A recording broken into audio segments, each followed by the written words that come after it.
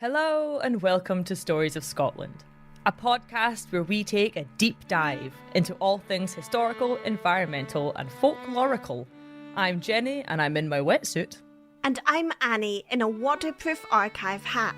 Alright, sounds like we're ready for the episode. Or a trip outside in the Scottish summer. It's not stopped raining for a week. Jenny's lying, we've had beautiful weather. My tomatoes are doing brilliantly. Because they're inside.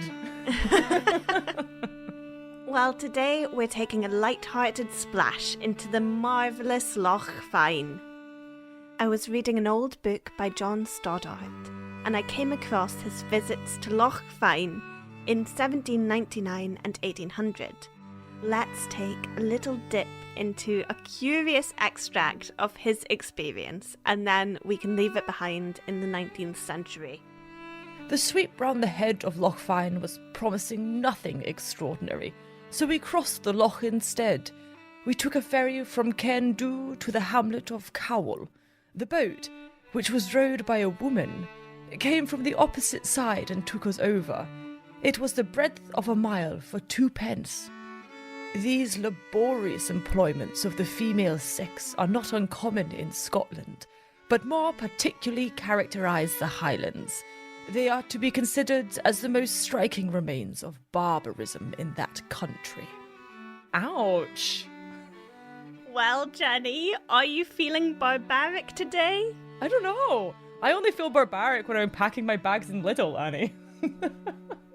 I can't believe there are any complaints from this man when he's getting a ferry ride for 2d. I looked it up and he paid this woman about 40d for this boat ride. So, I don't know, Annie. I feel like he can just row his boat back to wherever he came from. Well, he can row it back to the past, which is where he came from, Jenny. We've been keeping an eye out for women cropping up in old nature writing as part of our Radical Mountain Women series that's funded by the Royal Society of Literature. Yes, and so in this episode we're going to be getting in this lady's rowboat on the shores of Loch Fyne, complimenting her strong forearms and paying her well. And on our journey across the water we're going to be finding out some weird and wild stories all about Loch Fyne. Loch Fyne is just over an hour northwest of Glasgow. It is a long, bendy, thin sea loch that opens out between the Isles of Arran and Rothesay and into the Firth of Clyde. I came across some lovely descriptions of the loch and surrounding environment that paint a gorgeous picture of the area. Jenny, what do some 19th century writers have to say about Loch Fyne? Clachans are sprinkled around the shores of Loch Fyne. Clusters of thatched cottages betwixt the rocky beach and the high roads. Tourists watch the houses' white walls dotting the distant hillside. There's a kale yard stocked with potatoes and greens, currants and gooseberry bushes, and perchance an apple or plum tree too. Cockerels and hens are scratching the earth among the black fishing nets, which are drying on poles in the sun. On the right towers the haunted Hill of the Shee, the Hill of the Fairies. This is the home of the Green Fairies, or Little Folk, and its summit is crowned with a bald precipice of granite. Each house has its own horseshoe hung on a nail over the doorway. Well, Jenny, we know why the houses have a horseshoe up, don't we? Is it in case a hard partying horse loses a shoe as the clock strikes midnight at the annual Harvest Hay Ball and it needs something to wear until its Prince Charming pony finally returns its original shoe? No, Jenny. You're confusing this with Cinderella again. Oh, not again. All right. Is it to protect the house's inhabitants from the fairies and other such barbaric Highland creatures that we'll delve into after a wee message from our lovely sponsors? Yes, it is, Jenny. The iron in the horseshoe is thought to be protective against fairies and bring good luck. All right, second guess lucky. Cinderella always throwing me off.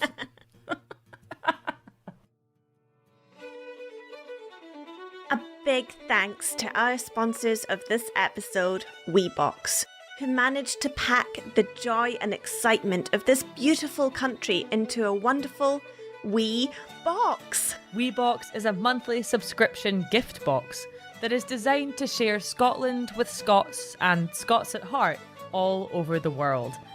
WeBox select delights that are often exclusive or can't be bought outside of Scotland. It's a fantastic gift and great value for money. Plus, WeBox supports Scottish businesses, artisans, the environment, and charities too, which are all things that we adore. Visit webox.co.uk and use code STORY10, that's STORY10, at the checkout for an exclusive discount. Yay, WeBox! Yay for WeBox! One of the funnest areas of folklore along the banks of Loch Fyne come from a woman named Janie Savila Callender. Oof, that is a private school name if ever I heard one, Annie.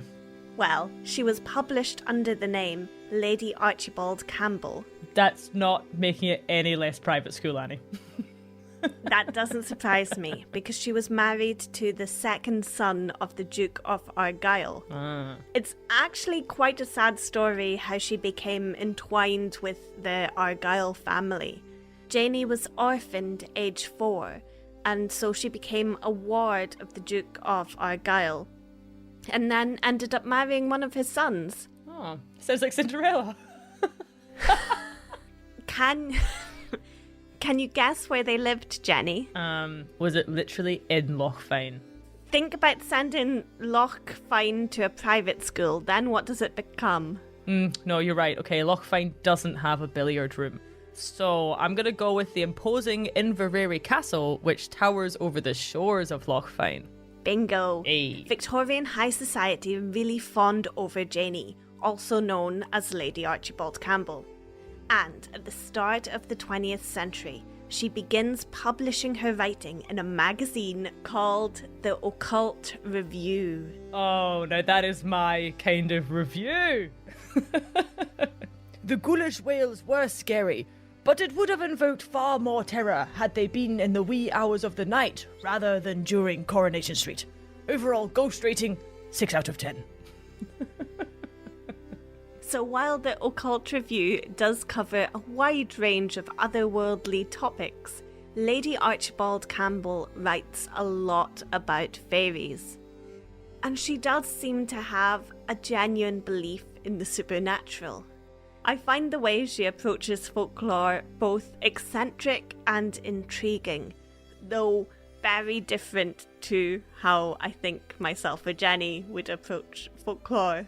To be fair, I would love if someone called us eccentric and intriguing, so I think we can be same vein, different amount of exclamation points. Well, yes, her writing is very passionate and very liberal with the use of exclamation marks. Jenny, do you know how to be a lady with a capital L? Oh, Annie, I think I do. Well then, can you tell us about the fairies of Loch Fyne? I feel like I was born to play this part. A posh occultist orphan from a castle on a loch in the 1900s. Haha. Yeah, you can tell by the way that you burn your fragrant oils in that skull-shaped burner. That's a family heirloom. So let's hear this in Lady Archibald Campbell's words. Ancient people, everlasting deathless people, riders in green through fairy, haunters of endless woods, hills and glens in the Highland spirit world, hidden, quiet people, men of peace. I'll be honest, Annie, I have no idea what I am whimsically yelling about. So you're talking about fairies, and you're calling these fairies men of peace. This comes from a translation of Dunya Shi, which is Gaelic for fairy people, or people of the other world. The she part of this can translate to both peace and fairy in Scottish Gaelic. And then the Dunya is the bit that means people. So I generally go with the translation people of the fairy mound, but I do enjoy that men of peace sounds almost threatening? We are the men of peace, and you will be peaceful. But she just means fairies. Peaceful fairies. Near the very nests of the wild ones I used to adore at my lovely Highland home, the unseen forces are still at work. There is the cairn where the white phantom hare, which the people call Breejack, a fairy guardian, always appeared at nightfall. This ghostly hare appeared before the lonely piper, lightening his steps home through the dangerous glen by the whiteness of its coat as it jumped to the wail of his pipes, out of mist and into mist again. Wow, Jenny, if we had a penny for every lonely piper who followed a ghostly hare or alternative rodent to either safety or fairyland, then we would have... enough money to take at least 3 rides on the ferry across Loch Fyne in 1800s. Maybe 4 rides if the ferry woman likes us, which I think she would. Oh, Jenny, stop touching her muscles. But the arms, Annie! Oh, you're so strong. You're so good at rowing. Oh, carry me across this loch. Yes, we're definitely only getting 3 rides. Now let's get back to Lady Archibald Campbell's fairy stories. Remember, she calls the fairies men of peace, and then sometimes she calls them hosts, wild ones, and green people. She's really one for the synonyms, isn't she? She is. She's got a whole thesaurus. There never was a more picturesque old man than the one on Loch Fyne side called the Fairy Man. He was called this because of his second sight, or 2 sights, and resulting acquaintance with the green people. He lived across Loch Fyne near the Hill of Hosts. As I go back in thought some years ago, I see him sitting by me on the hillside on that glowing, peaceful day of August when we talked about the men of peace. He was a man of peace among men of peace, if you see what I'm saying. What she's saying is that this is an old man. She's not saying that he's a fairy, but she's saying that he's called the Fairy Man because of his alleged second sight. Alleged. Go on, Annie. Give him the benefit of the doubt. A mist of white hair rested on his bent shoulders. He had fine, clear-cut features, strongly marked eyebrows, and a thoughtful face full of genius. Is she describing me, Annie? All you have is the untamed eyebrows, Jenny. I'll take it, yeah. He was dressed in a homespun garment of an ethereal blue, pale like the distant hills, towards which he gazed with a far-off look, as if he saw then these very hosts marching against the ridge of sky. The fairies have certainly welcomed him since. He spoke gravely, slowly, and with the reiteration he felt necessary for my understanding, and his own want of confidence in a different language to his native Gaelic. He spoke in a rise and fall of tones, every syllable distinct and striking, a musical note on the ear. He tells me of memories that stir his soul to its very foundations. He tells stories of a land under waves, of the sublime many-coloured mountains discovered in the depths of Loch Fyne, the scented memories born in the sweet bog myrtle from the hill, the 1,000 symphonies faltered by little hidden springs, whose source is deep and unknown, the fairy man in blue with the faraway eyes, the voice that is silent would not be there. In his own words, word for word as I took them down that day, I give you his story. It would not be long since that in the gloaming I was up at the fairies' now in Struchar. I went up there to get a sight at the blast at Furness from over Loch Fyne. I thought this sounded a little bit strange, that our old man is going up a wee hill to see a blast. I looked up what he's talking about, and it seems that there were actually quite a few big blasts in the area because there's a granite quarry at Furness. Ah, okay, so he's going up the hill to watch explosions at the quarry. Yes, exactly. So, for example, in October 1852, there was a monster gunpowder blast fired using a galvanic battery.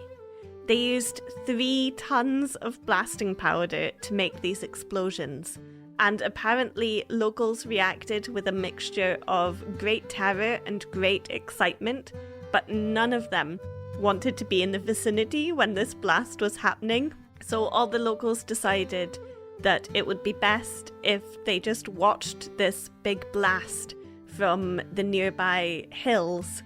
And so they all climbed local hills to get a viewpoint of the blasting from a safe distance.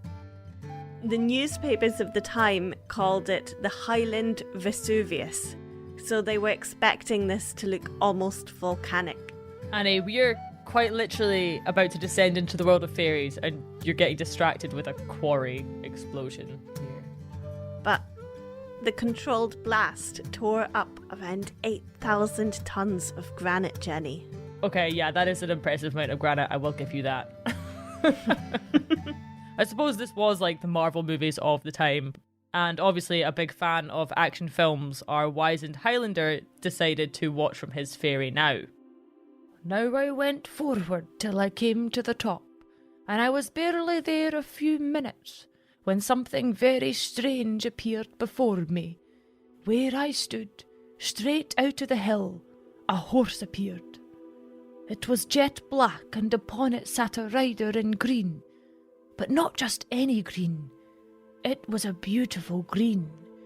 Then more and more and more again appeared, till, if I mind right, I saw 80 or more beautiful big black horses with their riders, ladies and gentlemen too, all dressed in green, in the most spectacular green. 80 is 80, so our wee man is saying that he's witnessed approximately 80 fairies on horseback. The jackets upon them had a tail at the back, and on their heads they wore green bonnets with tassels which looked like they might be made of the moss cotton of the hill. And oh, my heart stops for the music they had. This was music surpassing any I had ever heard. It was the bagpipe sound, but the notes were far, far sweeter. I heard them talking too in Gaelic, and very pleasant they were to each other. When one came forward, it might have been their chief, and asked me in Gaelic, "What sends you here?" I replied, "I came to get a sight of the blast at Furness, yonder o'er the loch." And I watched them from where I stood. They formed into a square, and with never a sound, went through manoeuvres more splendid than I ever saw the like.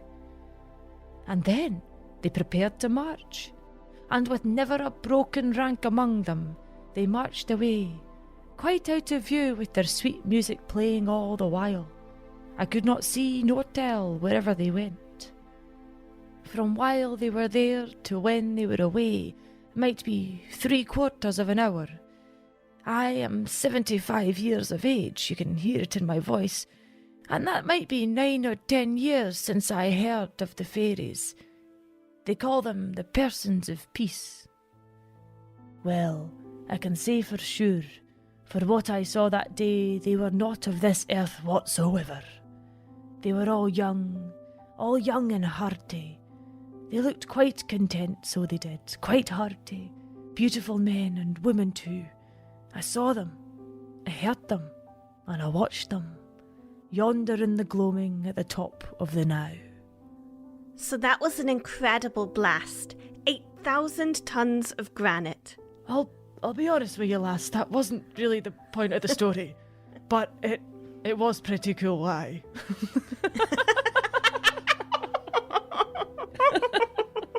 I mind too an occasion when I was seeing them at the break of day, as the sun was rising.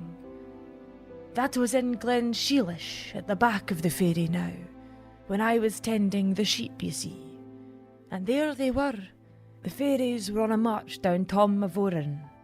That's where they were saying that the Queen of the Fairies keeps her palace. But I have ne'er seen the Queen of the Fairies. I have seen them by moonlight too, but never so clear as what I saw in the gloaming. That was a sight I will never forget. Let's unpick this gorgeous folklore. Our wee old man is explaining to Lady Archibald Campbell that the best time of day to see the fairies is the gloaming hour. Now, gloaming is a Scots word. It's usually used for twilight, just as the sun is setting. And in the context here, that's definitely what our Highlander means. However, gloaming can also be used in the half-light of morning sunrise.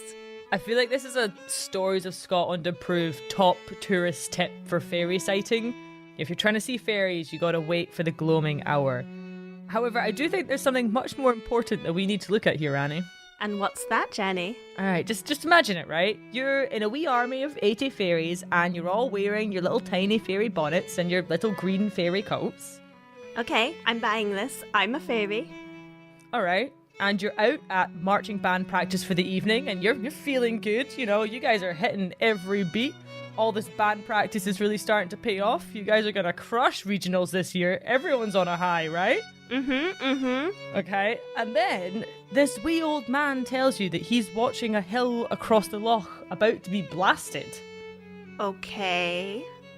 Well, you're a fairy, Annie. Fairies live in the hills. Would you not be a bit concerned about the gigantic explosion bringing down 8,000 tons of granite into your fairy neighbour's billiard room? Oh, You're right. I mean, I might have to get my neighbours a wheelbarrow for all that granite. But I don't think we need to worry. Highlanders and Islanders do tend to avoid digging into known fairy mounds. So the quarry was likely an uninhabited hill. How do we know that? How do we know it's an uninhabited hill, though? Well, generally you get a lot of fairy folklore around areas with Bronze or Iron Age archaeology.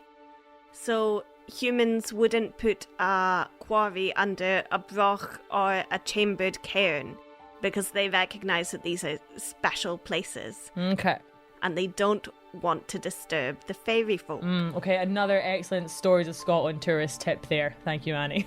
And if I recall, Lady Archibald Campbell thought that the low entrances of a lot of these Iron Age buildings were in fact evidence that very small people lived inside them. The fairies must have lived in there because the doors are small. Yes, so if anyone's ever seen brochs or chambered cairns, they know how narrow the entrances can be. But I'm not sure if I agree with Lady Archibald Campbell's theories on this. What? Human height does fluctuate over time. It goes up and down based on a lot of different factors, including environment, nutrition, lifestyle, industrial shifts, everything. I tried looking up the average heights of Iron Age and Bronze Age people in Scotland, and I got into this strange pattern of finding skeletons that turned out to be taller than myself. So I'm 5'4", and many of the Iron Age and Bronze Age skeletons are taller than me, so it gave me a bit of a complex. You have an Iron Age deficiency complex. Iron Age people were generally a couple of inches shorter than people nowadays. But the entranceways to their buildings were much lower than this, so they would have to be entering brochs and cairns by crawling. So what you're saying is, if we extrapolate this, then this means that fairies are now taller than you, because that puts Tinkerbell in a whole new terrifying light. 8 out of 10 in the Occult review. No, what I'm saying is that these ancient buildings were not built with small doors to either accommodate giant fairies or tiny people. The entrances are low for a few reasons. Structurally, A larger entranceway is weaker when working with dry stone buildings of this size. So if you've got a smaller entrance, you've got a stronger building. It also would have helped to keep the heat in and the rain out. Ah, I guess that makes sense. But the hill that the fairies did live in on the shores of Loch Fyne is called the Sheehan Sluai, which translates to the Fairy Now. It sits on the south side of the loch between two small villages, and it sticks out oddly among the generally gentle hills of the area. This is because it's an igneous intrusion in the bedrock. Igneous rock tends to be hard and tough, and so while the surrounding rock eroded away, this little blob of igneous rock remained, just waiting for some fairies to come and carve out its middle and have endless ceilidhs inside it. I love how we see the landscape and lore intertwine and create stories that last hundreds of years. It's a beautiful pattern that we see again and again in Gaelic culture. And rather than barbaric, the folk who lived around this fairy hill would have treated it with the utmost respect. The Fae can be friends or foe or something in between. They loved their music and dancing. But woe be the weary traveller who crosses paths with a fairy on the way to band practice. I just want to know how our fairy army did at the regionals. Oh, they smashed it, Annie. They smashed it out the park. Honestly, they still talk about it today. Award essential in their little fairy hill trophy room. It's really, it's great. You should have been there, honestly. What a day. I'm bringing me to tears just thinking about it.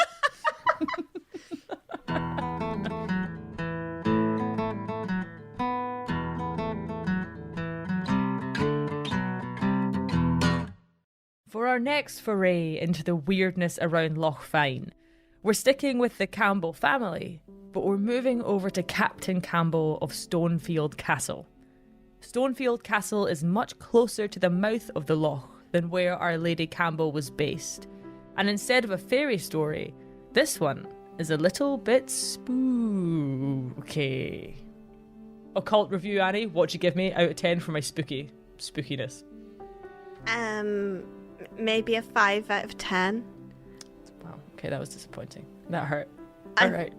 I feel that though you extended out the O's, you still sounded distinctly alive and not very ghoulish at all.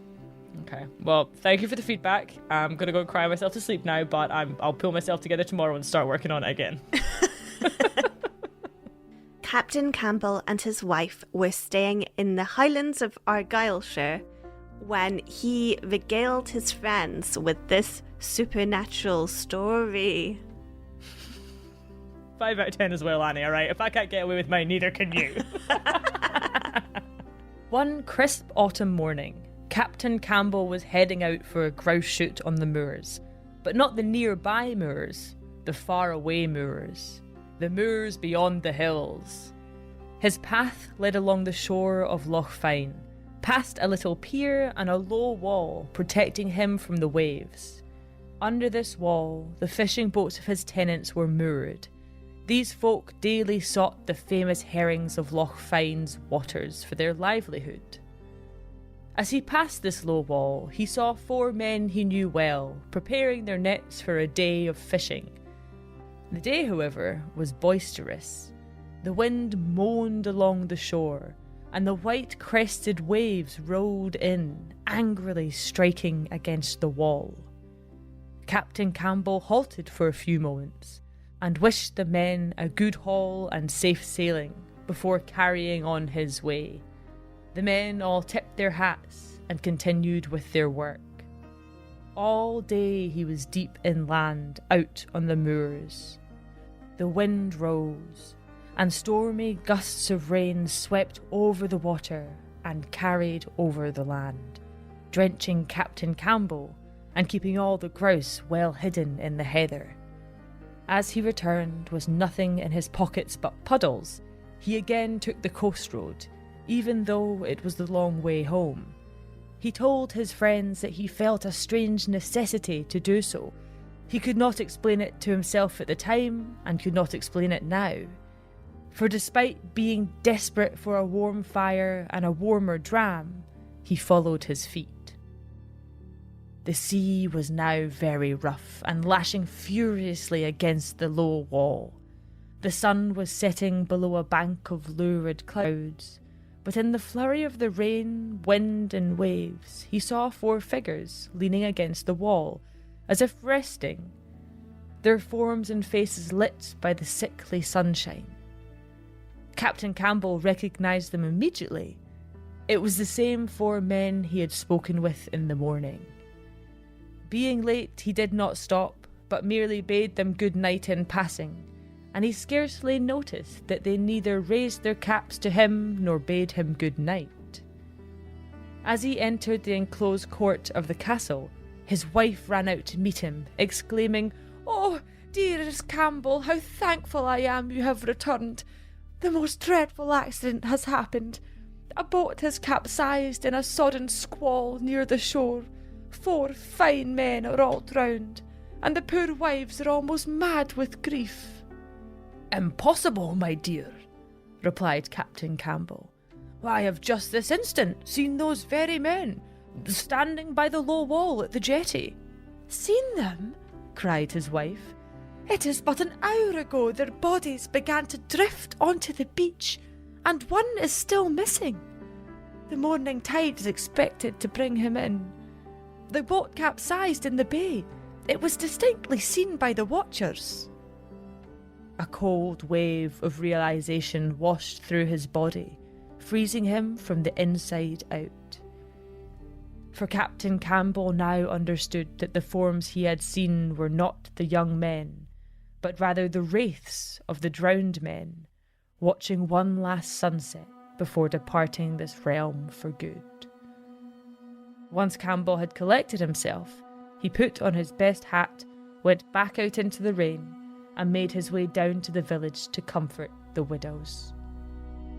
These poor men and their wives. Tragedies like this often struck coastal fishing communities, and sometimes they create these stories of eerie sightings and lots of omens around them. I think it's almost a cliche that fishing communities are especially superstitious. The second sight is often associated with death and passing on. We see tales of ghostly funeral processions walking out of a house in the gloaming, only for the house owner to die suddenly the next day. Or we hear of someone with the second sight reading omens that tell of a death that is soon to come, or has already happened, but the news is yet to reach folk. I think it's really interesting to compare the second sight of the wee manny we heard in the first tale, who was, blathering with the fairies, to Captain Campbell and his vision of ghosts. I think it shows us some of the ideas about class and superstition, in that our wee old man who lives by the loch is quite happy to accept that he has the second sight and he can speak to fairies. But Captain Campbell, it doesn't seem that this kind of experience comes naturally to him at all. In folklore, the second sight works in very mysterious ways, and it often descends on people only once in their lives, pulling back the beaded curtain between the worlds of life and death, or the world of the mundane and supernatural, only very briefly, as with Captain Campbell. So take heed if you are travelling in the Scottish Highlands, especially around Loch Fyne, where the sight seems common, that although you may have no prior spooky spectral sightings, the veil is always twitching in the winds, and the wet Atlantic winds seem more likely to blow it open and reveal the unfortunate souls passing between, or the fairies dancing around. And it seems for us, this veil has blown open and revealed a little advert from our kind sponsors. A big thanks to our sponsors of this episode, WeBox, who managed to pack the joy and excitement of this beautiful country into a wonderful wee box. WeBox is a monthly subscription gift box that is designed to share Scotland with Scots and Scots at heart all over the world. WeBox select delights that are often exclusive or can't be bought outside of Scotland.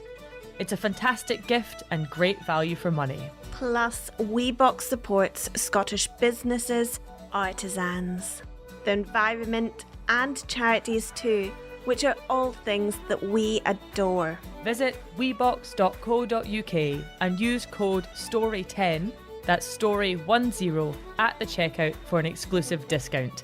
Yay, WeBox! Yay for WeBox!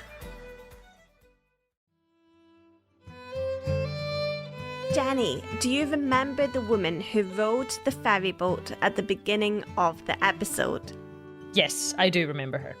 I feel like it's very unfair for us to only see her through the eyes of a wealthy man who considers her making an honest income to be barbaric. Yeah, no, I agree. But I also feel like this man would consider most of our lives barbaric. Why, in the Highlands they allow their womenfolk to get excited about 8,000 tons of granite. It's a monstrous country. By now we've learned that Loch Fyne is an enchanted place, inhabited by fairies. So I think it might be nice to weave this story of our fairy woman rower into the mythology of the loch. Alright, okay, let's give it a go. But since we know nothing about her, this might take a fair dollop of creative license. Yes. So to be explicit, we're beginning with a real flesh and blood person, but we don't even have a name for her. So it's almost impossible to do any research on her life. But with a little bit of creativity, we can make this story work. What's her name, Jenny? Let's call her Flora. Flora the fairy woman. I'm on board with Flora. What else do we need to know about her? Her arms. Her arms? Yeah, all the rowers I know have the strongest forearms in the universe. All right then. Flora worked at rowing the ferry at Loch Fyne, and she had arms as strong as oak trees. Wait. Make it arms as strong as rowan trees. That's a harder wood. Plus, it sounds more magical. Plus, she's rowing and they're rowing, so it's a little wordplay. That is a clever wordplay, Jenny. Thank you. We know that Flora earned 2 pennies for rowing the boat. This is not a lot of money at all. To put it into context of the time, a loaf of bread in Edinburgh in 1800 would cost about 14 pence for a quartern loaf, which for us would be a large loaf. But grain prices were really fluctuating at this time. It means that our Flora needs to take multiple passengers and journeys to be able to survive. She'll also be living as part of a family or household who can help support her livelihood. Working class people of this time needed to live in family units to be able to afford to live at all. We also know that she'll be part of the rural labouring class, otherwise she wouldn't be rowing the ferry at all. Alright, so let's say Flora was part of a family of cotters who lived in a small house rented from a big estate. Her only brother worked the land and her 2 sisters helped him and also spun. Her father had been working the ferry boat, but he had passed away. And after her father's death, her brother inherited the tenancy to the croft, and Flora took up the oars on the ferry boat. And this is how Flora gained her arms as strong as rowan trees. She ferried across anyone who needed to take advantage of the good, clean shortcut across the loch. This wasn't a normal life for a woman, but she was exceptional at rowing. Okay, so now that we've got Flora, I think we need to add the fairies. Perhaps the fairies admire her big tree-strength arms. I know I do. Perfect. So the fairies of the Fairy Now watched in awe at Flora's hard work at the ferrying. But they felt dreadfully sad for her since the death of her father, who had died whilst out fishing in bad weather. The fairy folks did not like to watch families repeat their mistakes across different generations. And so, they came to Flora and they offered her a deal. She would pay them one of her shiniest pennies a day, and they would guarantee her safe travel across the waters of Loch Fyne. And it worked. Flora would dutifully leave a penny in her boat at the end of each day, just as the evening was setting in, and the fairies would caper along and collect it in the twilight hour. In return, whenever the loch was in turmoil on a windy day, spinning around like the inside of a washing machine, the waters around her boat would remain calm. She never had to row against the weather, and no storm clouds ever appeared when she was mid-loch. Locals said it was the fairies, and outsiders said that she just had good luck with the ferry. But then, one evening, a passing fisher docks up his boat next to Flora's, and he sees the shiny wee penny left behind. You see, the fairies hadn't had time to gather the coin just yet. And this fisher, well, he thinks to himself, that's just fallen out of someone's pockets, and it might as well go towards my dinner. So he takes the penny for himself. Oof, not a good decision. For fairies get furious when a deal is broken. And upon finding no payment in the boat, they turn the loch onto a full extra spin cycle. They summon up a great storm that wreaks havoc on the shores of Loch Fyne. Days go by, and all the boats are struggling to do anything in the weather. But some of the fishers had no choice, for they had to make a living. And so 4 of them go out together, hopeful that the storm will cease. But it does not. And tragically their boat capsizes, and they are all lost to the loch. Flora despairs. She desperately leaves pennies in her wee boat, but the fairies are no longer collecting them.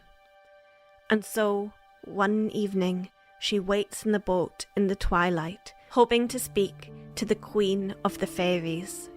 It's the gloaming hour, and the storms are still horrible and relentless.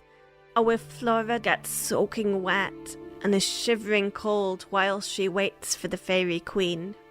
Now the Fairy Queen sees her out in the boat and decides to see what Flora has to say for herself. But seeing her in such distress, the Queen takes pity and decides to suggest a new deal with Flora.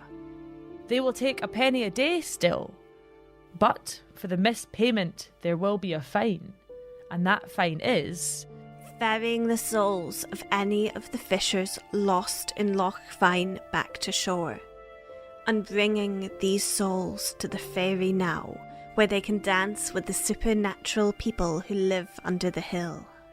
And she has to start that very night, with the 4 fishers whose boat had capsized that day, in the middle of the storm-turned loch. Surely this is a cursed task. But the fairies charge a high price when they feel scorned. And Flora is brave. The Fairy Queen gives her an enchanted net. And don't forget, Flora has arms as strong as rowan trees. And so Flora does what she knows best. She rows the ferry boat. When she reaches the most dangerous waters of the loch, she pulls out the small net.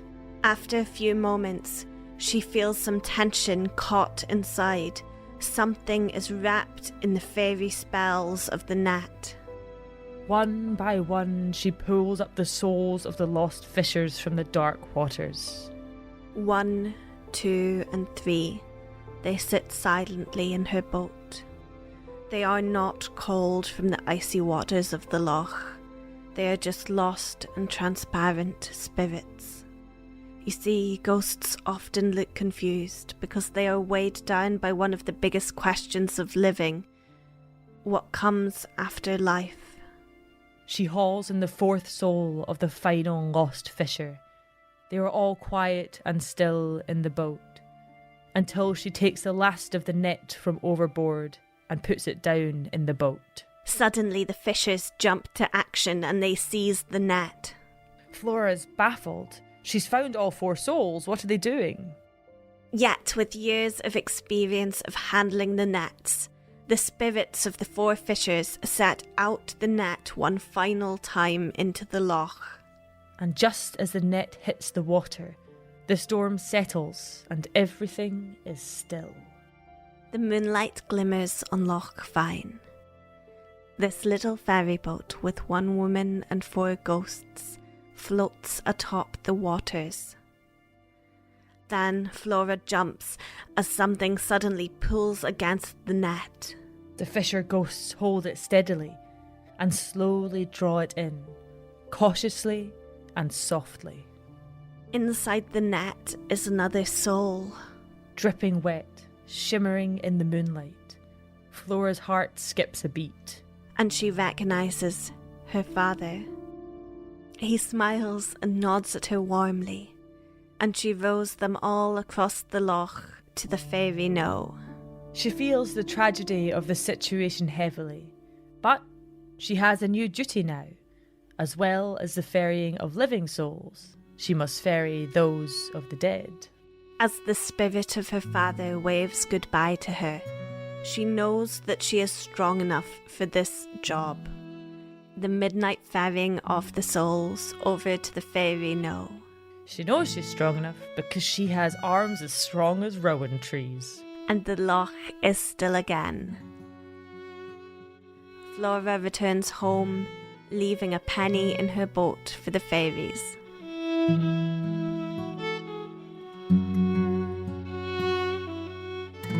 And that, Annie, is how you tie 3 stories together like a pro. Well, that story was inspired by the woman who rowed the ferry. The fairy story and the ghost story that we've had today. But it's also from a strange little fragment I found that described a phantom road running up the banks of Loch Fyne that appears on no maps and showed only in the moonlight. And I thought it would be intriguing if we turned this road into a rowboat. Well, Annie, the Occult review were very impressed and they give it a 9 out of 10. What did we lose that 1 point for? There was not enough ghostly wailing in it for their liking. That's a basic error. Okay, thanks for the feedback. No worries, we'll get another one soon.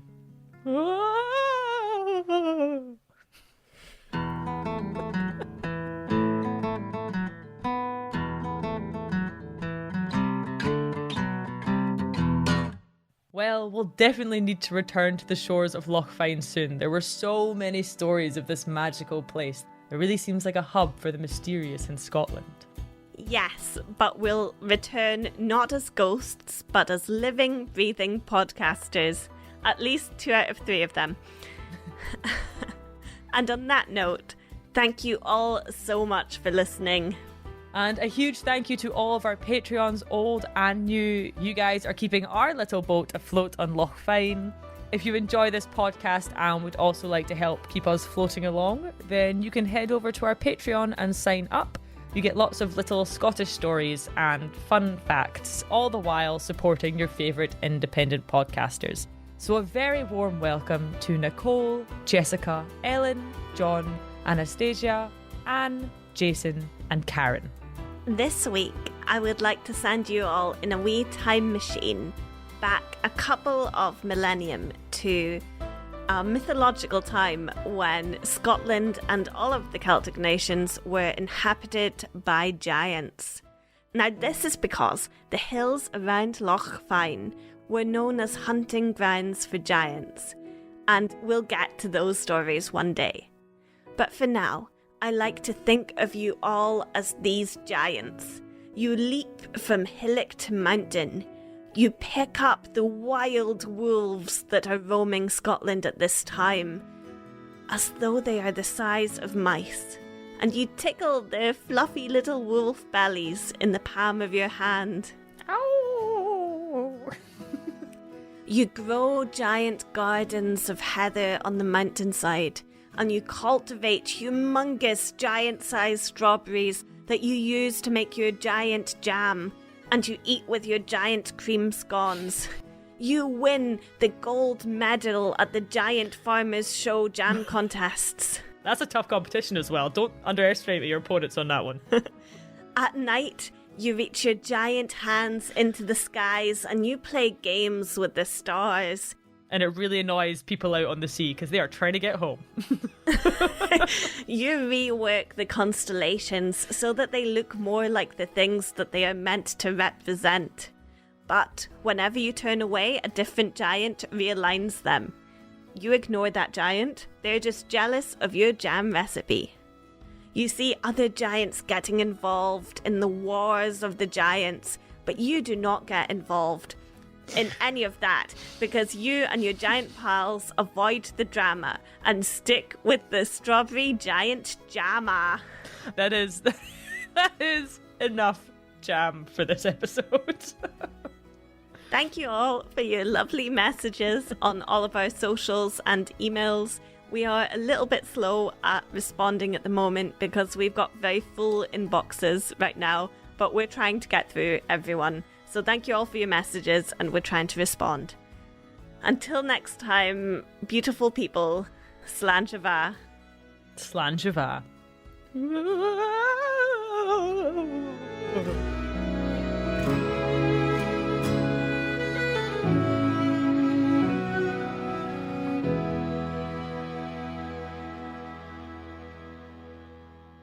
Loch Fyne is quite far away from where myself and Jenny live and where we're from, so I thought I'd call a local post office to give us some help on pronunciation. I'm just going to play that now.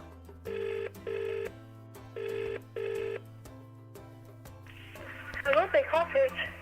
Hello, I'm dreadfully sorry to be bothering you, but I'm making a podcast about your area, and we can't figure out how to pronounce a place name, and I thought that the post office might be able to tell me. Yeah, it's pronounced Jakar. So there's a wee hill called the Fairy No? Is it pronounced Fairy Now or Fairy No? Fairy now. Just, Fairy Now? Okay. yeah. And the area, is it Cairn Dow or Cairn Do? Just Candace. Cairn Do? Yeah. Oh, that is brilliant. Thank you so much. Thank you so much for your polite post office help. Would it be okay if I pop this recording in the blooper reels? Because it's so embarrassing having to phone up to ask for a place name. Yeah, sure, that's okay. Oh, thank you so much. You have a lovely day now. Thanks, you too. Cheerio, bye. Well, Jenny, are you feeling barbaric today? I don't know. I only feel barbaric when I'm packing my bags in Lidl, Annie. Jenny, that's because you put the fragile fruits underneath the heavy vegetables. Actually, I have a very, very intricate system for packing bags that I get really annoyed when it's not followed properly, and vegetables do end up getting squashed by large square things that are perfect for corners. Anyway. It's when people put cans and vegetables into the same bag. Ugh. The ghoulish whales were scary, but it would have invoked far more terror had they been in the wee hours of the night rather than during Coronation Street. Overall ghost rating, 6 out of 10. Could you change Coronation Street for something that's on Netflix? Because then it's more accessible for everyone. Oh, but that's what makes Coronation Street so funny. Because also, like, Netflix isn't on at a time. So the joke revolves around the TV schedule, revolves around a wee old person sitting down with their dinner every night to watch Coronation Street. Believe me, the joke holds up. Okay. She can translate to both peace and fairy in Scottish Gaelic. And then Dunya... Stop. You said Scottish garlic? The finest Gaelic you can get, folks. I would... old wee man.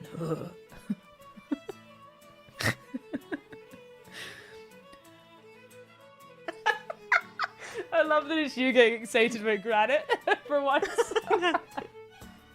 We've swapped places, Jenny. 8,000 tons of granite. Oh, okay. So, Captain Campbell and his wife... Oh. There's a seagull. It's the ghost of Captain Campbell's wife. 7 out of 10. I think it's hungry. For souls. And it seems for us, this veil has blown open and revealed 8,000 tons of granite.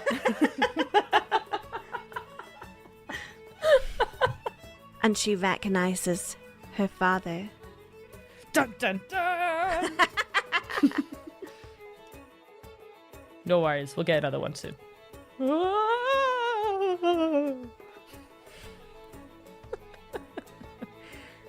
Oh, sorry. I was too busy wailing to see my line. Classic Jenny. I don't want my like.